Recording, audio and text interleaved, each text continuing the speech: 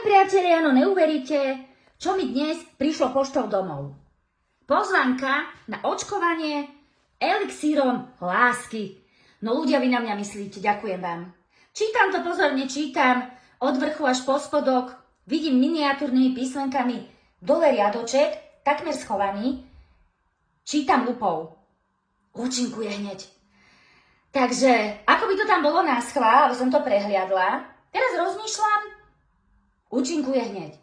Zamilujem sa do tej sestričky, čo mi bude píchať vlastne tú injekciu, alebo do toho lekára, ktorý tam bude možno kontrolovať, prechádzať, alebo neviem čo, alebo si ma so sebou zobrať na vodítku nejakú osobu, do ktorej sa chcem zamilovať, čo už bude aj trestný čin, alebo psa, alebo mačku, no, alebo už neviem koho.